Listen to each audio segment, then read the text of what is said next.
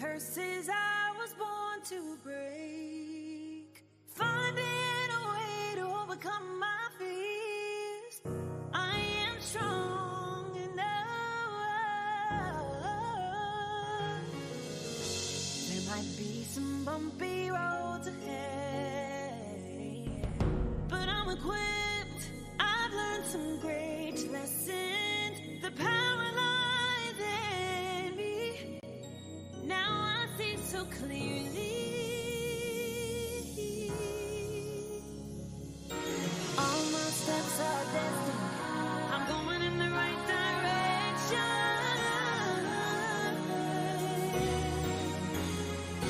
Gotta keep believing in myself. Gotta keep going, don't give up. Yes, I'm gonna see this through. Yeah, I put my trust in you. The only way out is to go within. Now I see you're my best friend. Yes, I finally found my peace. I know that I can trust in me.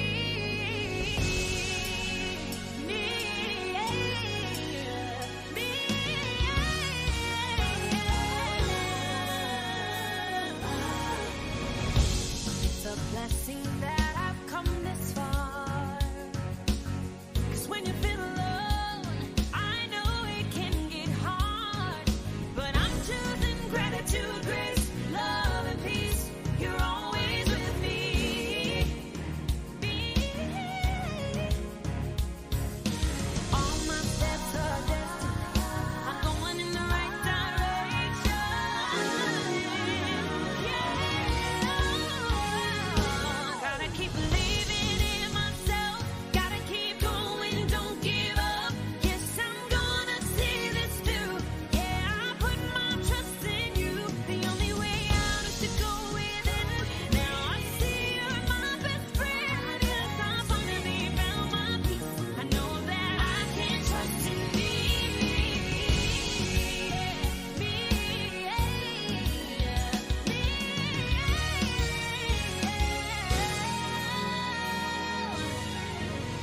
I am connected to a love that never runs out. I am connected to a source that never runs out. I am connected to a love that never runs out. I am connected to a source that never runs out. I am connected to a love that never runs out. I am connected to a source that never runs out. I am connected to a love that never runs out. I am connected. I gotta keep believing in myself. Gotta keep going, don't give up. Yes, I'm gonna see this through. Yeah, I put my trust in you. The only way out is to go within. Now I see you're my best friend. Yes, I finally found my peace. I know that I can trust in me. Believing in myself. Gotta keep going, don't give up. Yes, Hey. this through. Yeah, I put my What's up, guys? Ladies and gentlemen, we appreciate you. Mr. Fly.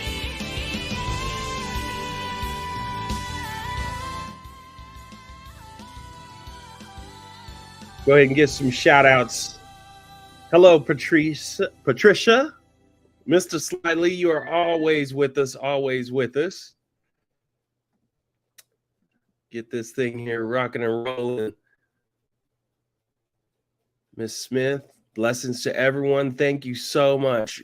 Ryan, make sure you guys like and share this show. Please do it. Bishop is definitely seeing these. I have some updates with him. Brian, thank you so much. Gloria. Okay, Gingerbread. Pastor Don, you're always with us, always with us. We have a beautiful treat. Please like and share this show. If you find any value with this and with Bishop, I know you do. Make sure you like, comment, and share. He reads these comments, and this is his main joy. Tonight, I will tell you, we have something very special for you. I promise you.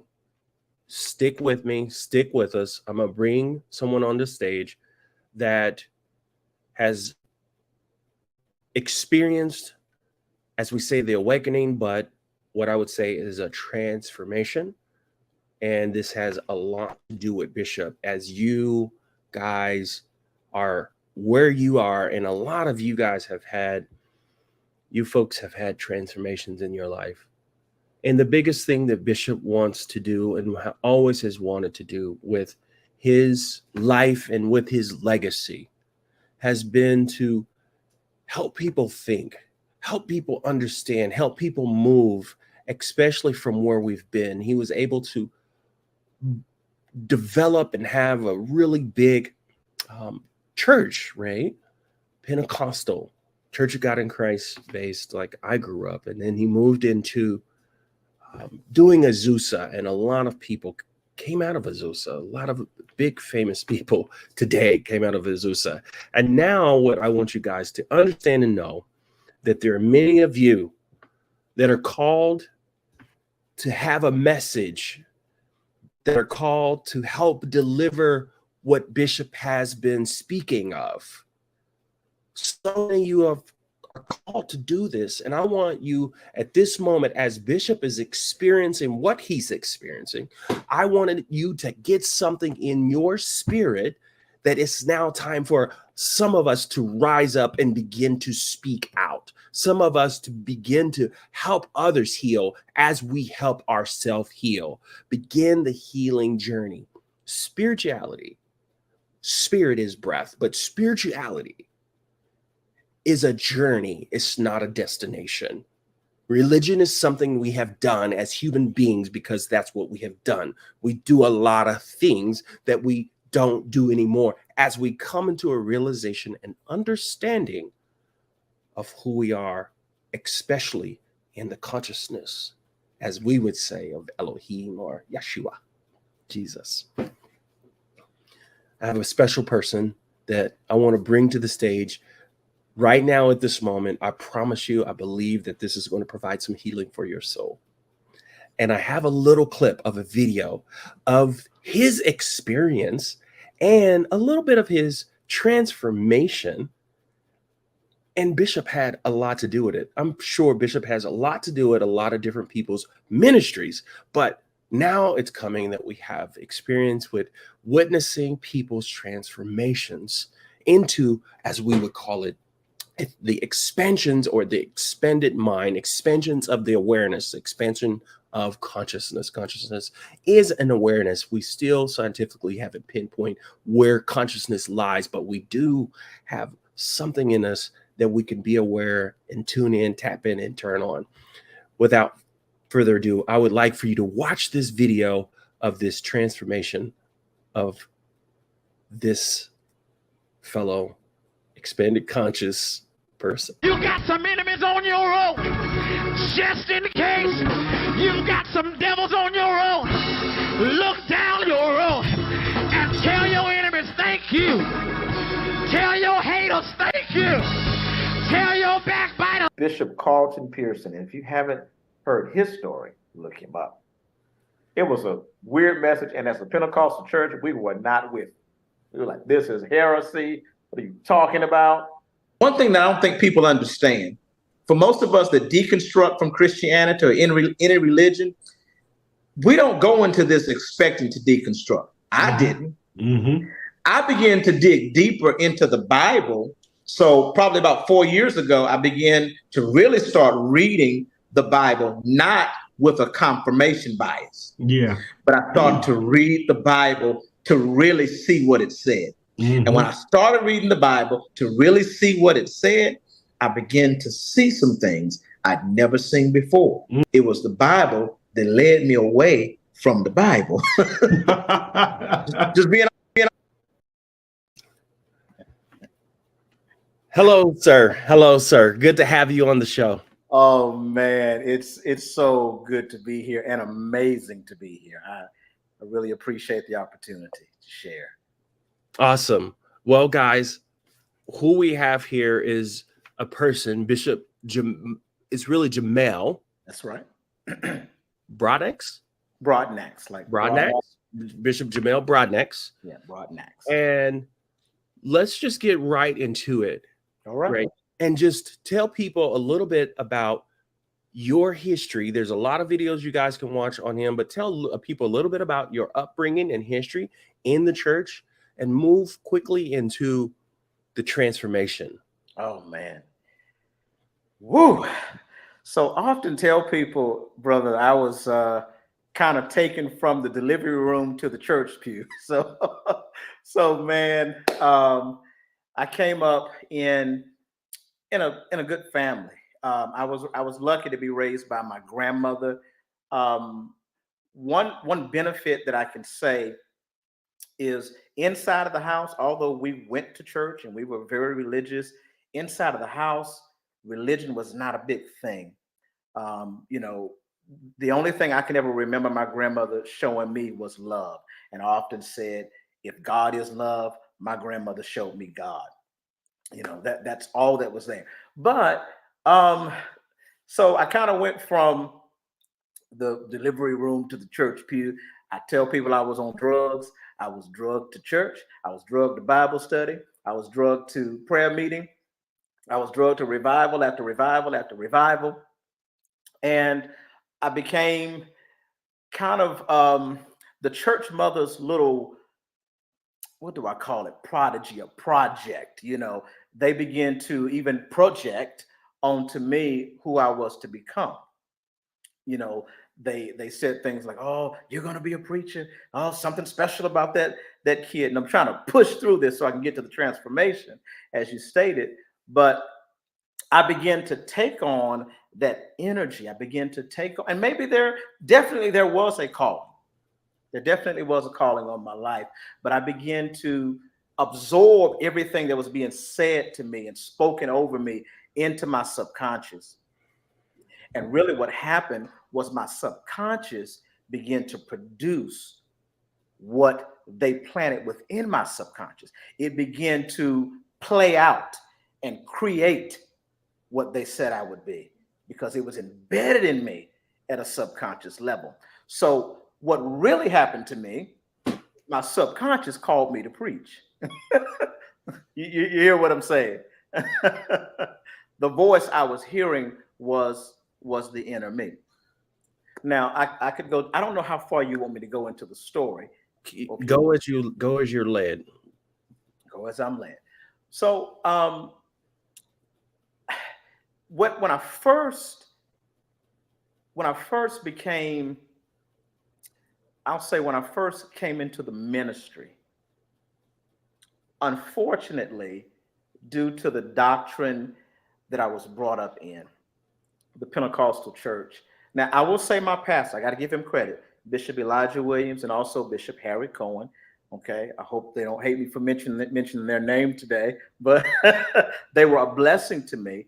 Fortunately, they were very humble people. So they did teach me love, but it was those others that surrounded me, that took me under their wings within the church. They taught me condemnation. They taught me holiness or hell. My pastors didn't teach me that, but they did. And I took that into my ministry. I remember the first message I preached. I can't even watch it. June 13th, 1993. The Mask of Righteousness. Oh my goodness. I can't even watch it today. I remember telling everybody in the church, if you listen to Bobby Brown, you're going to hell. And everybody was up dancing and shouting. Oh, they loved it. They loved it. So I took that into my ministry. Now, what happened? Let me share my transformation, okay?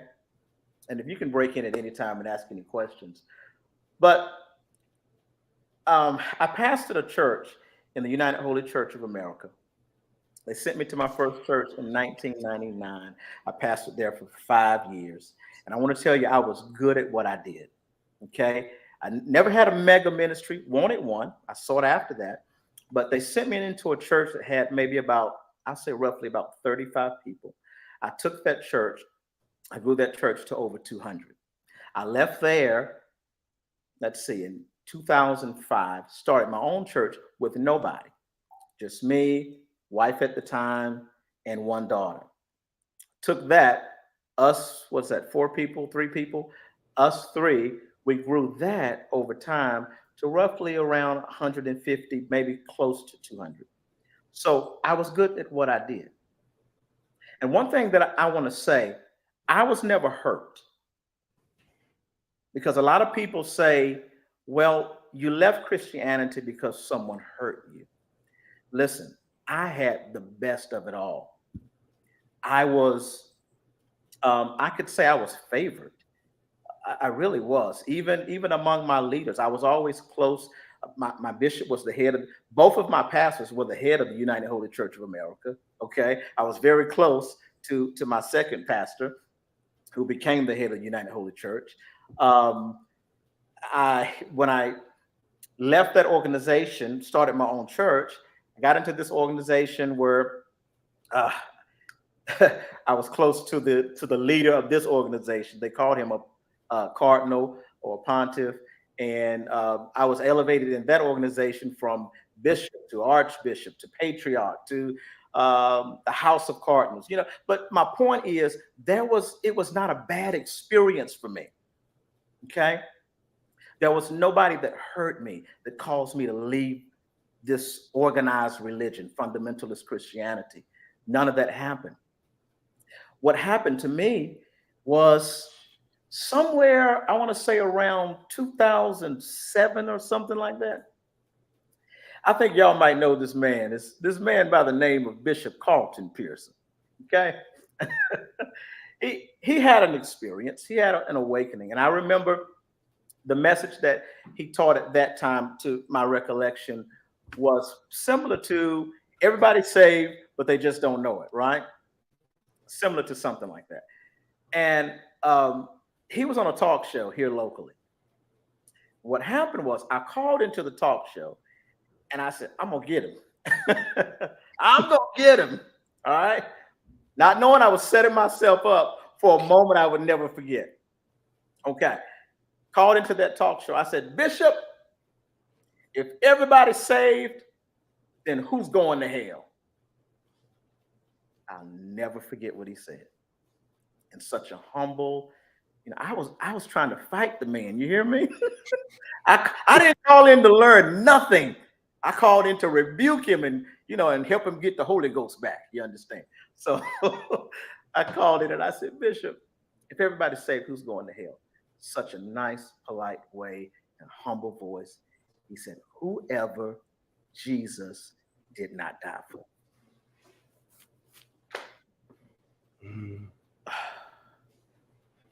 I was speechless. I didn't know what to say. And I know that Bishop has, to my understanding, even evolved beyond that even now. But when he made that statement, that was my moment. Okay, you talked about NLP. I am certified in NLP and also hypnotherapy. One of the things we talk about in NLP, we talk about these inner strategies and patterns that we have running, and how this critical filter, okay, this critical faculty separates the conscious from the unconscious, and that critical faculty prevents certain things from getting from past that critical faculty into the subconscious. And if you know anything about the subconscious, that's where all change takes place. Let me tell you what happened to me in that moment. When Bishop Pearson said that to me, even though I still preached the same message after that, but it did something, because in order to get through that critical faculty, we'll put you into what's called trance. Okay. And in that trance moment, that critical faculty is temporarily removed, and we're able to access the subconscious, even if only for a moment. When Bishop Pearson said that, he jolted me enough to cause that critical faculty to remove. And for the first time ever in my Christian journey, I began to think. That was the moment that changed my life. Although I still preach the same message, I'm going to be honest with you. I continued to preach the same message, but I never forgot that. And it was from that moment on that I began to consider other possibilities. And I became what I call Nick at night. I became a Nicodemus to Bishop Pearson. I began to go to his website. I didn't want nobody to know about it. I snuck on that website. I listened to all those audios. And I was even challenging Ben. People were saying things that were in the Bible that I knew I read the Bible from cover to cover. And I would say, that's not in the Bible. Then I would flip, well, doggone it, it is in the Bible. It's true. But that moment changed my life. It was the moment I truly began to think for myself, outside of the box. How did you know? Ooh. How do you know now? You know,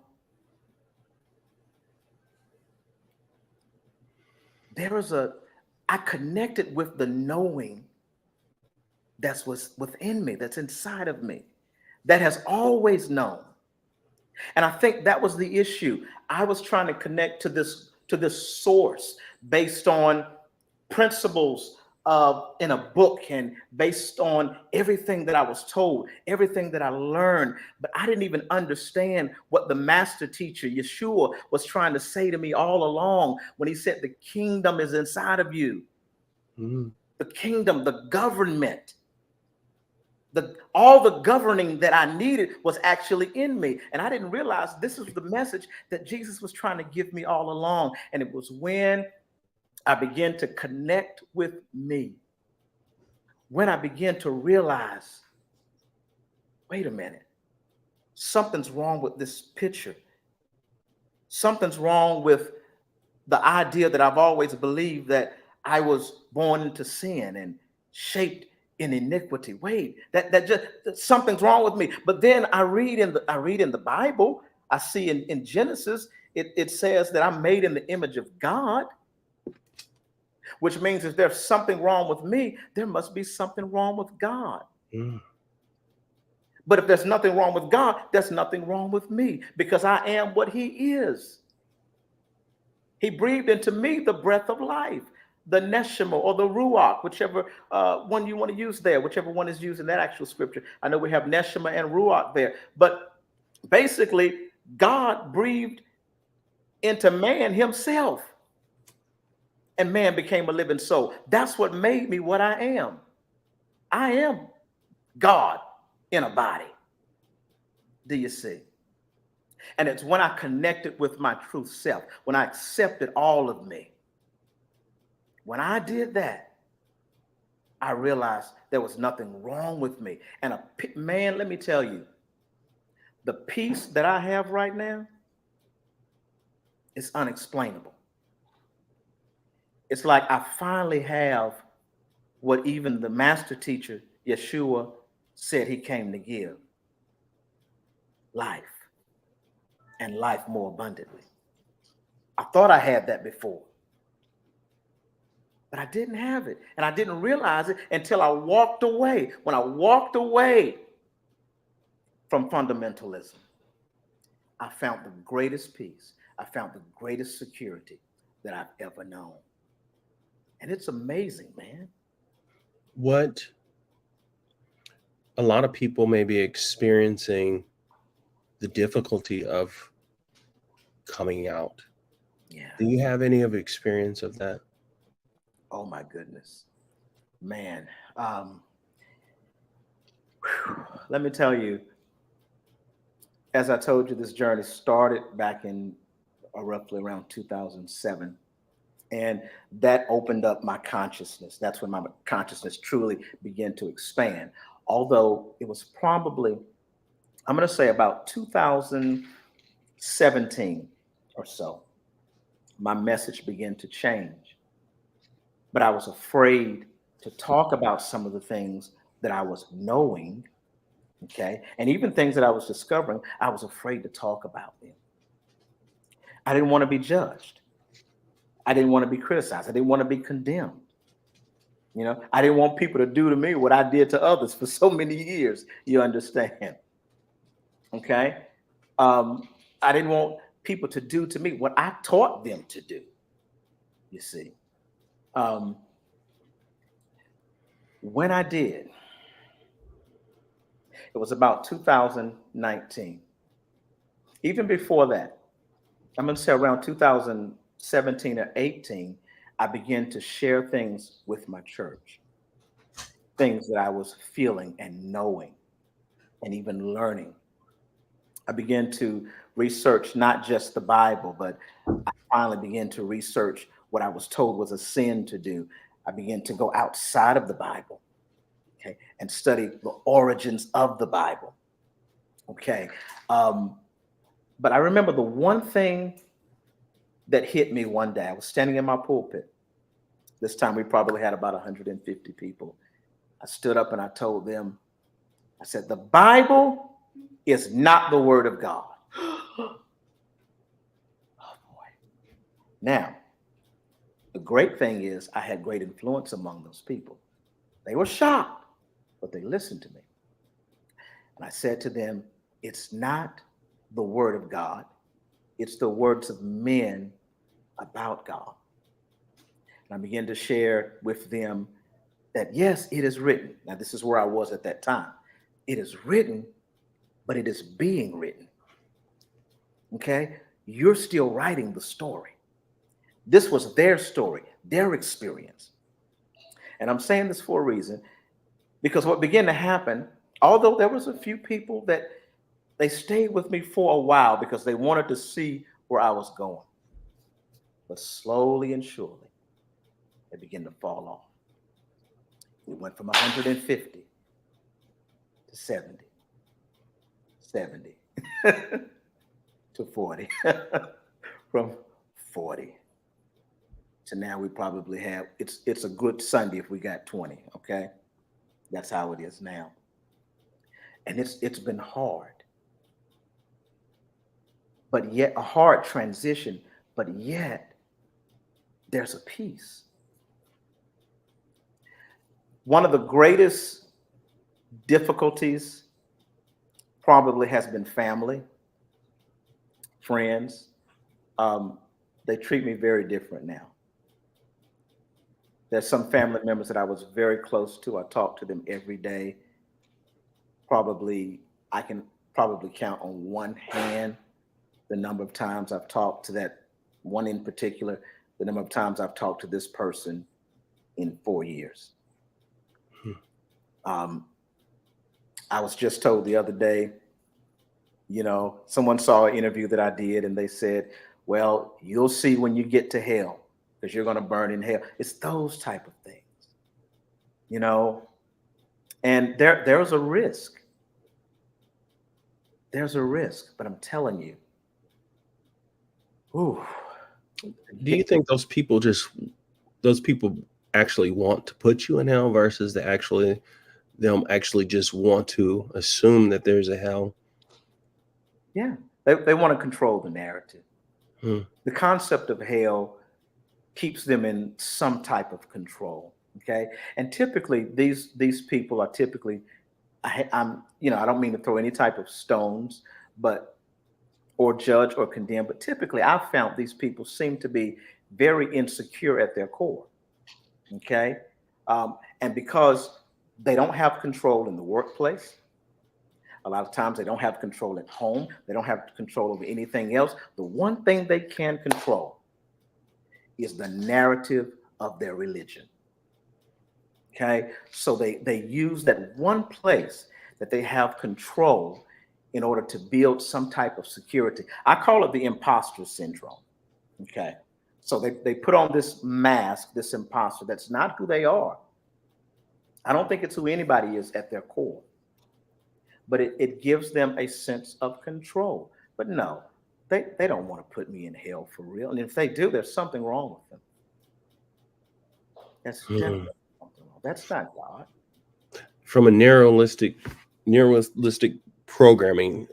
Just go ahead and explain a little to people understanding about the programming, because what happens is, especially when it comes to the church, as a I'm very educated. I have a lot of study, college degrees and things, and so I've done a lot of study. And the thing is if you only have the concept of the Bible, of how life lives and life begins and ends in the Bible, but I understand, and I have programmers that work for me, and I'm influencing people all over the world with all kinds of programming people for what I want them to do, because people are kind of feeble whenever it comes to the fabric of the universe. As you get knowledge and understanding, you can begin to control some of the fabrics of the universe or fabrics of people's consciousness and awareness, because they're not that aware. And so from a neuro-linguistics programming, NLP, explain just a little bit about people about how, and you could get a little into the psychology beginning, right, from the very beginning of us in church. And so therefore there's a lot of comfort. There's a lot of their whole entire makeup of who they believe they are is that. And not only that, it's not only the control, but I believe also it's the vulnerability and the insecurity, right? Is that if I have heaven, I have hell, I can send the people that have done bad on earth to hell. And the people that commit to what I want them to commit to, according to what I believe, I can send them to this place we call heaven. Of course, in 44,000 denominations later,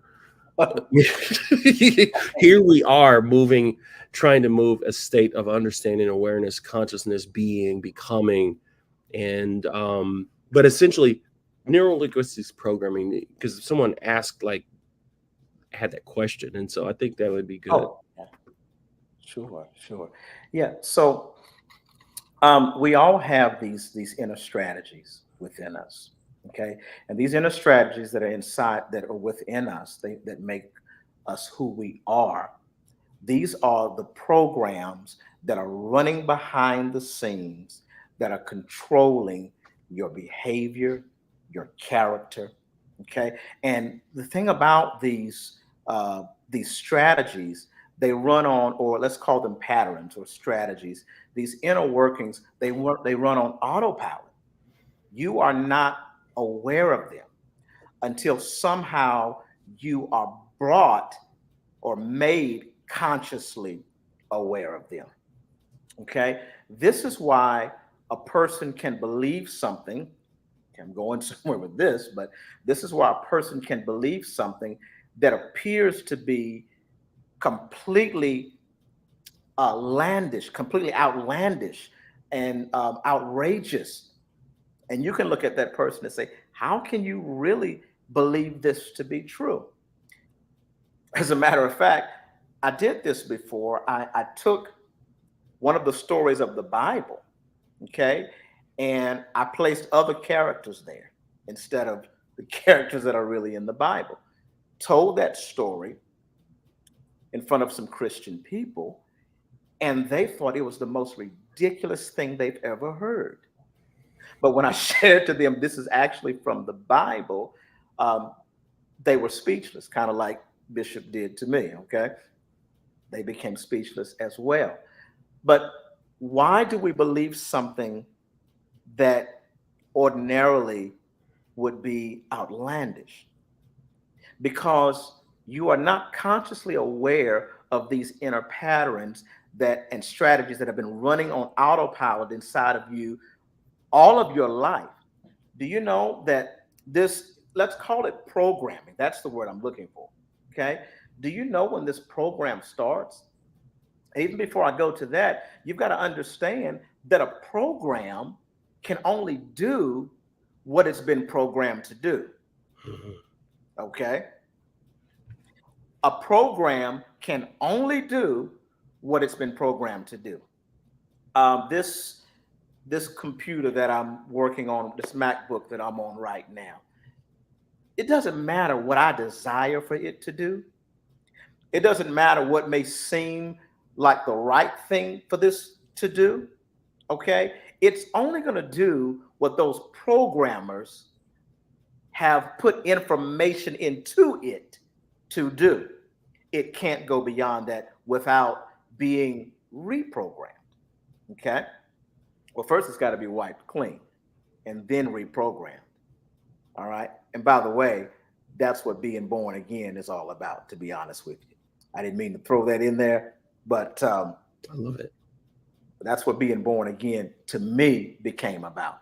It's because when you remember Jesus, according to the narrative, says, marvel not, you must be born again. If you want to see or enter the kingdom, you must be born again. What does that really mean? It doesn't mean to shake a preacher's hand. It doesn't mean to repeat a sinner's prayer, that's not recorded anywhere in the Bible anyway. But it doesn't mean to do that.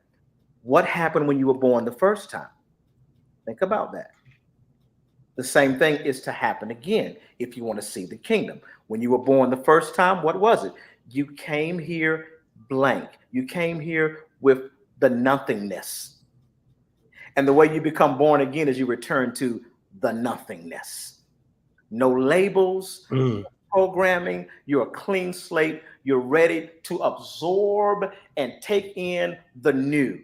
Okay. And that's what a baby does. So when you're born again, you make a conscious decision to wipe the slate clean, walk into the nothingness, okay, and begin to discover what surrounds you. Okay. Now, back to the original question. Sorry, I had to throw that in there. So yes, you must be born again if you want to see the kingdom. Now, these programmings within us that run on autopilot, they actually, the time of what do we call that? I think we call it modeling. I can't remember. You probably can help me out. But it begins actually from age 0 to 7. I want you to imagine that. From age 0 to 7 is when most of the programming that you're going to operate on by autopilot for the rest of your life, most of that programming is done from the age of 0. That means in the mother's womb. Okay? Because in the mother's womb, you hear, you absorb energy. Okay? So from the age of 0 to 7, you have almost become who you're going to be. Okay? So understand, we're talking about, like you and I, we're talking about almost 50 years of programming. That's pretty hard to clear out. Okay, there has to, in order for that to happen, we've got to reach beneath the surface. Because if you don't go into the subconscious, you're going to continue to move on autopilot. That's just the way it is. The only way change is going to happen, okay, is we've got to access that subconscious. And the only way we access that subconscious, there's got to be, I call it a jarring, okay? There's a clinical word that I forget that was on the tip of my tongue. And again, you've been down this road, so if you can remember the word that I'm looking for. But that has to happen, okay? There has to be something that shakes you. And for me, it was that moment with Bishop Pearson that opened up my consciousness. But yeah, so these strategies, that's what it is. It's called a pattern interrupt, okay? Yeah, there has to be something that interrupts those inner patterns. And for me, it was Bishop, what he said to me, it like, boom, it interrupted my patterns. So until you have some type of event, until you have, it may be something that I'm saying or something that my brother is saying, but something has to interrupt your patterns, your inner patterns, your inner strategies. You have to have that pattern interrupt. And for just that moment of clarity, if you can just begin to allow what's around you just to be absorbed, okay, and that moment of clarity. And here, if you can have that moment of clarity while we're talking now, I promise you, you will discover things that you've been looking for all of your life, okay? And you're going to find out probably that what you were looking for all along was actually you.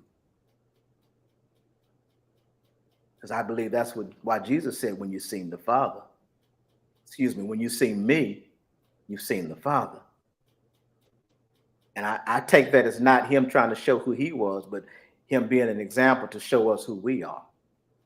When I see me, I've seen the Father.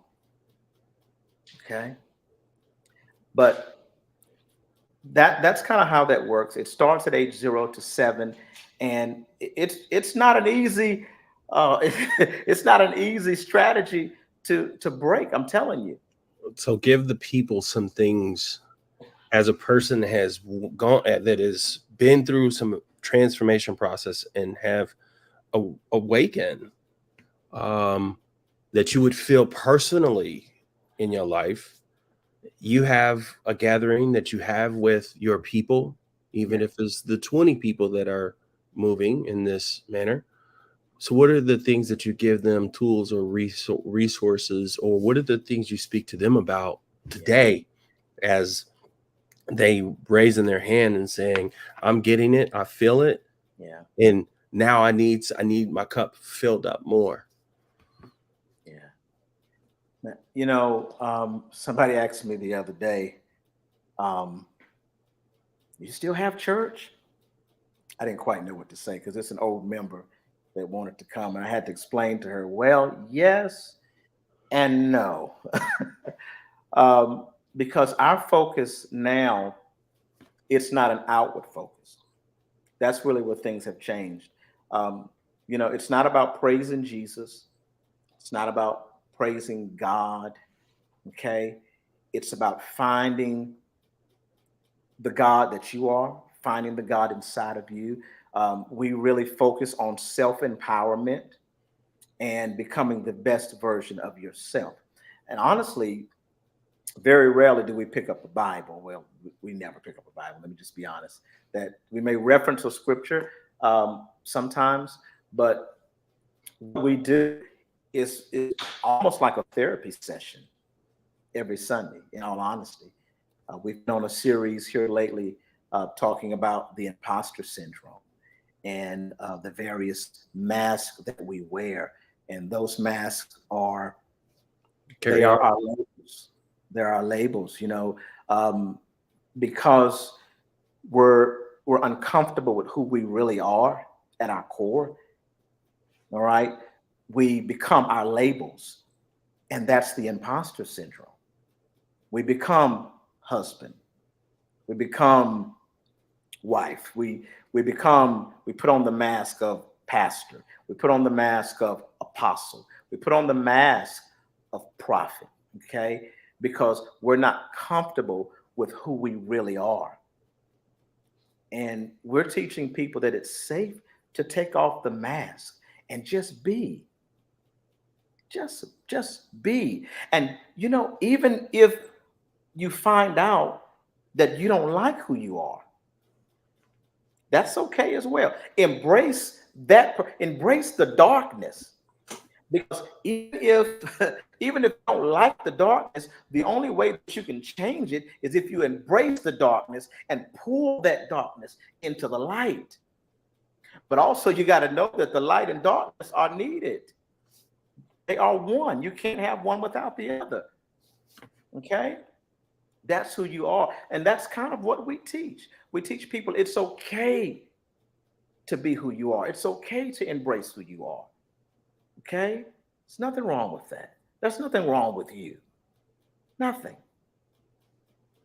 Darkness. You said the darkness. I've been hearing a lot of people, even from the Christian's perspective, but I've been hearing people that using the term and words shadow work.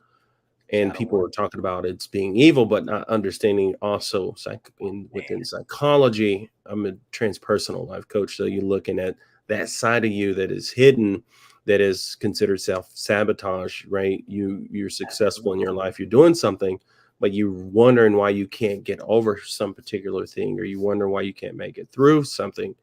And that shadow, that dark side of who you are, is that hidden side, and you have to become aware of that self-sabotage. Sometimes they even talk about that with finance, where you sabotaging yourself and you don't realize it. In finance, how you handle finance, relationships, you're always in this drama relationship, but you're wanting that, and you're bringing that to you a lot of times, and you don't know it. But in your work, have you, and your church, I mean, you mentioned the dark side, and that doing that work to reveal that to you. And of course, sometimes they call it shadow work, but I think there's other things that people can call it when it comes to that subconscious behaviors that is actually self-sabotage. You're doing it to yourself.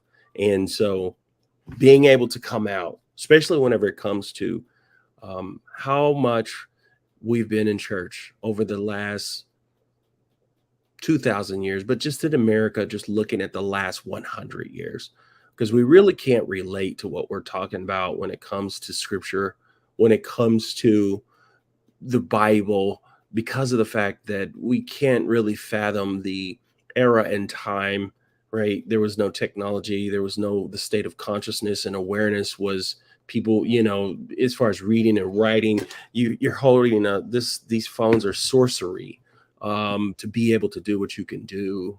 Yeah. So with this, what now are you doing as we kind of wrap things up? What now are you doing, and what can people do moving forward? Possibly tap in, if you have something that you have available that people can listen to or watch, or what's some of the things that you have going on that can help people further their journey? Yes. Well, one of the things is the center. We do have in Greensboro, North Carolina, if you're anywhere close by, there is at 1519 Bartow Place in Greensboro. We have what we call the Consciousness Center. It's also called Unconditional Love and Tree of Life Center for Spiritual Enlightenment, but there's a long story behind that long name, but we decided to make it concise and just call it the Consciousness Center. So we do meet there weekly at 12 noon. We start with the meditation. Meditation is a big part of our experience. We always start with 30 minutes of meditation. So also that's available on Facebook as well. We go live roughly, I say around 1 o'clock. We don't tape we don't record the meditation. We just record the message that's being shared. So roughly around 1 p.m., you can catch me there, catch our messages there. I'm telling you, they are life-changing, okay? Your consciousness will be expanded. This discussion tonight cannot even do it justice, okay? But I'm telling you, your consciousness will definitely be expanded. It will cause you to think. Now, I'm going to give you a warning. On my Facebook page, all right, it's a Bishop. It says Bishop B. Jamel Broadnax. That's how you'll find me there. You can follow me. But I'm going to tell you, on Sundays, that is where I have the enlightening experience there. But I must say, I am a clown, okay? I love to laugh. Okay, you've probably seen some of my stuff and may have second guessed bringing me on today. I'm just kidding there. But I love to make people laugh. I love to laugh. And there's going to be a lot of silliness on there. I'll just tell you that right now. But on Sundays, okay, you get the enlightening experience, and you'll get some of that throughout the week. I've done a lot of interviews. I have a YouTube channel you can go to as well. Don't let the name fool you. It says The Unbelieving Bishop. That's because I no longer believe, I know, okay? Once you know, belief is no longer necessary. All right? Oh, that's beautiful. Yes, sir. Last thing is, Bishop is experiencing and going through. He had an infection, and they dealt with that. He was in and out of the hospital. He dealt with a lot of different things with his body so they can begin to address and experience. He's experiencing going through chemo, and so I'm gonna try to get him back next week. But one thing, and I like this question that just came up. I would like to both talk about that in a minute, but one of the things I want you to give this opportunity, I want to give this opportunity to you and leave a message for Bishop. Oh my goodness. Bishop, I owe you my life. I owe you my second chance. Thank you for engaging with me how many years ago? I don't know, how many ever years ago that is, almost 20 maybe, I don't know. Maybe 15 years ago, however long that was. I'm sure you don't remember because you've talked to a lot of people since that moment. But thank you for engaging with me. Thank you for challenging me. Thank you for interrupting my inner strategies and giving me that one moment of clarity, because it changed my life. It caused my consciousness to begin to expand, and it never stopped. I'm still evolving. I appreciate you. I thank you. I thank you for your life. And I love you. I love you. I'm sending my love to you. I'm sending positive energy, healing, wholeness, health your way. Whatever your desires are, I send that to you. And I send the energy that would cause that to come to pass. I love you and I appreciate you, sir. Beautiful. This last thing, which I love, and I'll put this up so people can actually see it. And then Melinda Craig says, is this just new age? What is the difference? What is the end product of this theory? Is there any everlasting eternity value in this concept? That's a whole lot to unpack, Miss Melinda. You've just a little bit, I'm gonna let him go for it. But you've taken a whole bunch of different ideas and words, understanding what theory is. Theory is not a term that I would possibly use in this manner, but the end of it has more to do with inner healing, to be honest. Yes. There's things that you can do with what we call we're experiencing, we're just discovering it, no different than how we just begin to discover levels of autism. I have a strong background within literally mental illness, mental health, working in psych wards. And so the minute that you experience that, it will change your life, in the sense that how do we working in those spaces has more to do with the level of consciousness of those individuals, and how can we help those individuals and stop beating themselves. So we have to do a lot of science and study and understanding in history. So it wasn't too long ago that people would actually just tie those people up and put them in chains, and we had to understand and use science in order to figure out. Science is just basically testing and retesting across different places and spaces, and then coming up with the same results, right? And then that way we know that we can fly planes, thousands and thousands of planes in the air at the same time, and they don't fall out the sky. So as far as whenever you talk about it being new agey, or is it just new age? New age is actually really old. There's nothing new about new age. New age is really old. It started in the terminology, 20th century Western, started back in, I think one lady was Alice.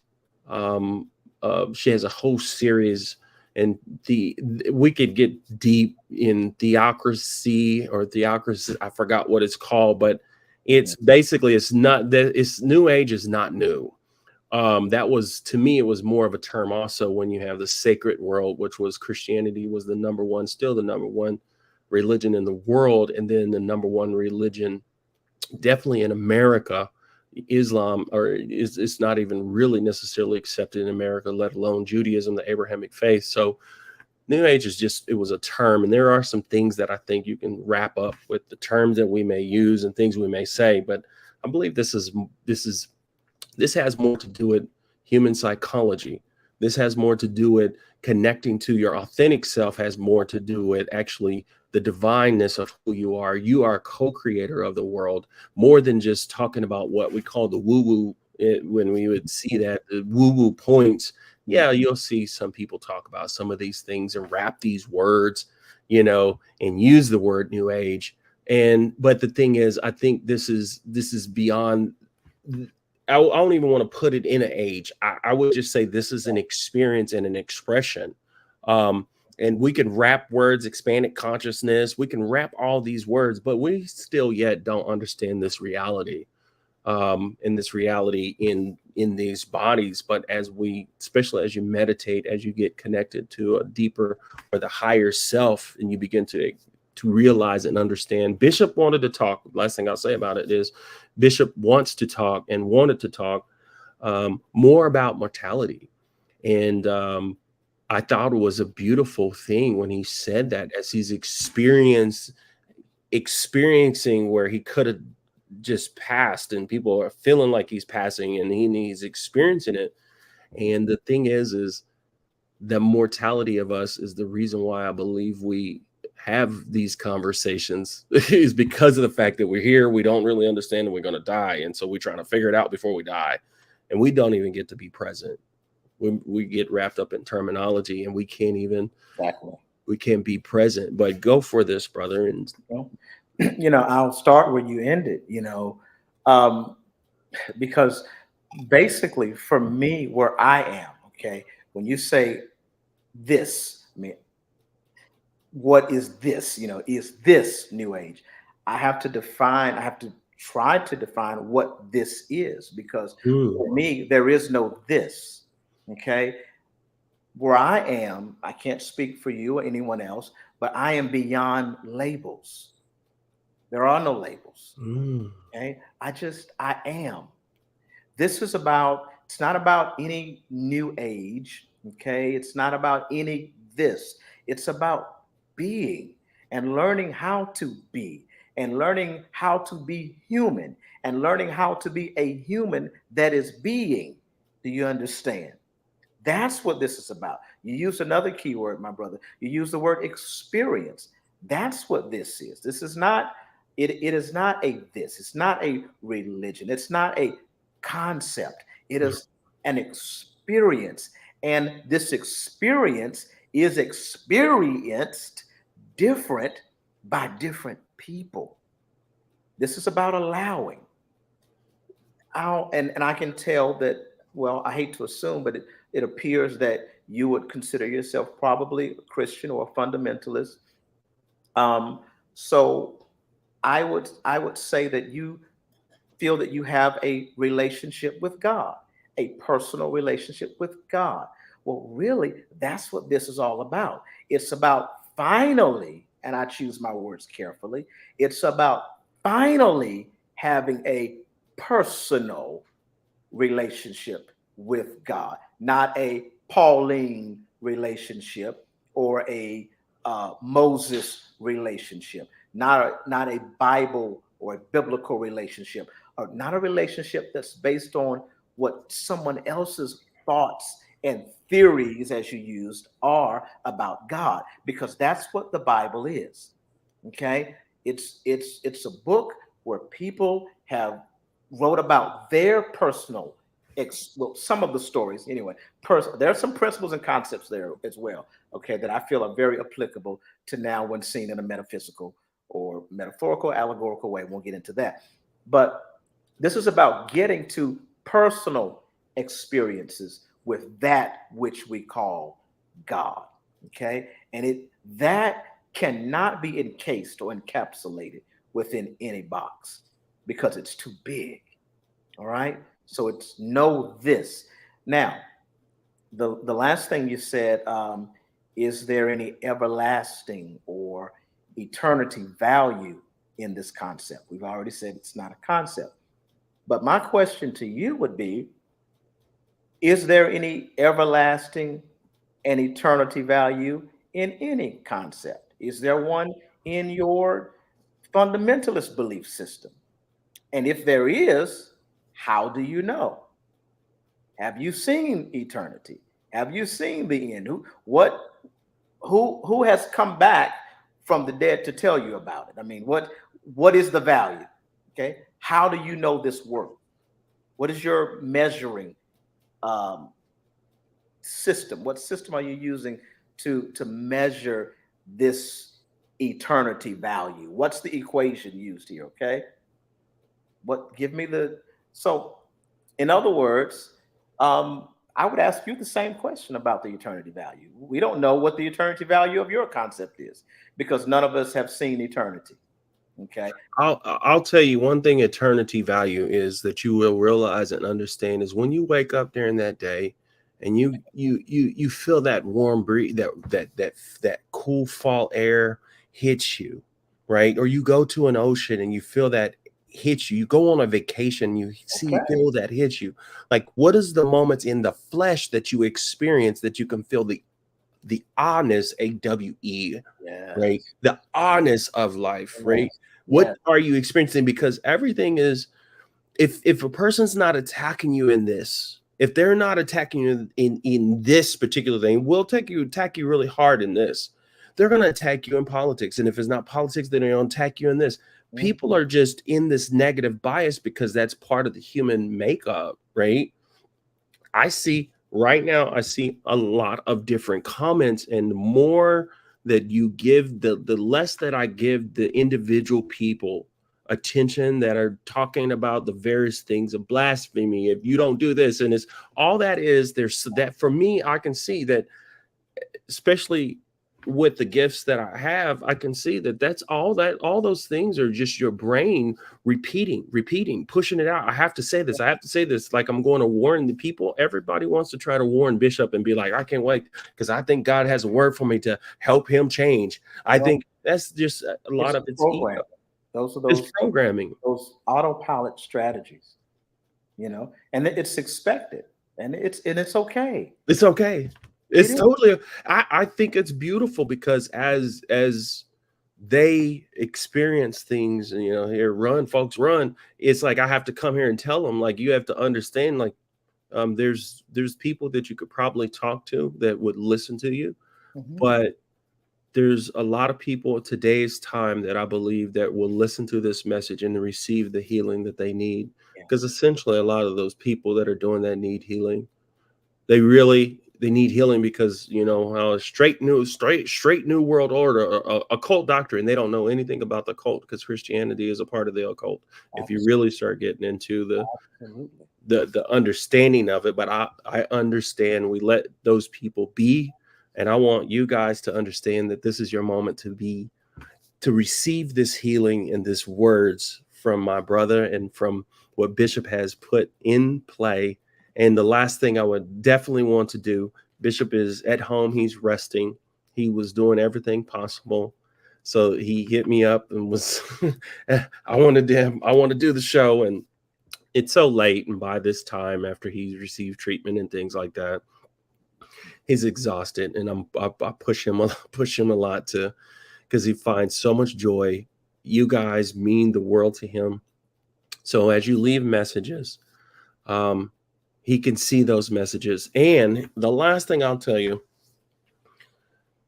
to all you guys that are watching this in preview, please take the time to get on your social medias, Facebook, YouTube, whatever you have, and leave a message for Bishop Carlton Pearson. Because what will happen is, no matter what, those messages will be archived on the internet. And if you tag Bishop Carlton Pearson, or if you tag at Bishop Carlton Pearson, what happen is those will be stored, and those words will be stored. There's people that have beautiful stories of overcoming, beautiful stories of people being able to heal and inner heal and connect to their true authentic self. Brother, I thank you so much for coming onto the show. Thank you. And to have, hopefully one day we can, one day soon, that Yes.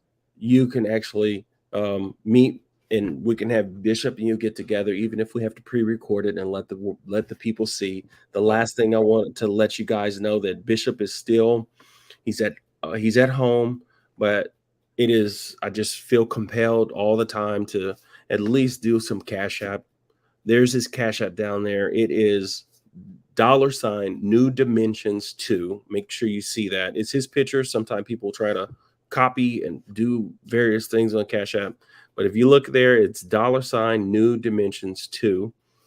I would like for you guys to you just don't know what it means when this man has traveled the world, and even whenever he lost everything, and he could instantly get it back. Instantly, he can get it back if he just chooses to say, I'm wrong and I'm not going to follow my heart. And he just knows that he knows, and he's happy with who he is. And the thing is he's not traveling, he's at home. And so muster up and do what you can. New Dimensions 2 for this content and for him. And I appreciate it, brother. I appreciate you. I thank you for your time. Thank you. And it's an honor to hear your story. Yes, man. I appreciate it. Thanks for allowing me to share. I do appreciate it. Awesome. Well, you guys have a wonderful, wonderful evening. And any other comments that you want to leave, I'll let those comments roll in the end. And thank you. Have a wonderful evening. Light and love. Bye-bye. I'm no longer trying to escape from the curses I was born to break. Finding a way to overcome my fears. I am strong enough. There might be some bumpy roads ahead, but I'm equipped. I've learned some great lessons. The power lies in me. Now I see so clearly. All my steps are destined. I'm going in the right direction.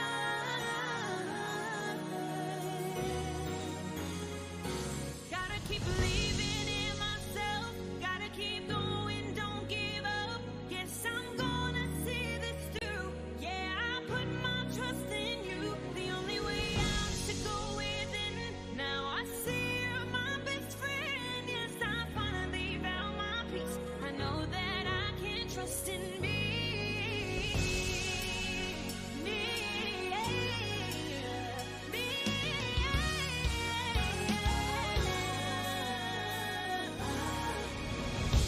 It's a blessing that I've come this far. 'Cause when you feel alone, I know it can get hard. But I'm choosing gratitude, grace, love, and peace. You're always with me. All my steps are destined. I'm going in the right direction.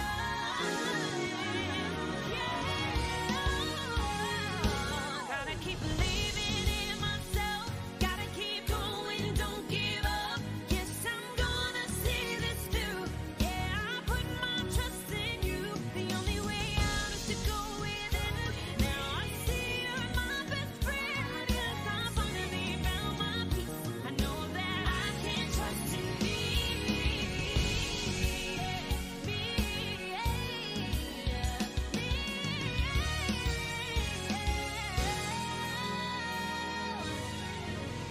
I am connected to a love that never runs out. I am connected to a source that never runs out. I am connected to a love that never runs out. I am connected to a source that never runs out. I am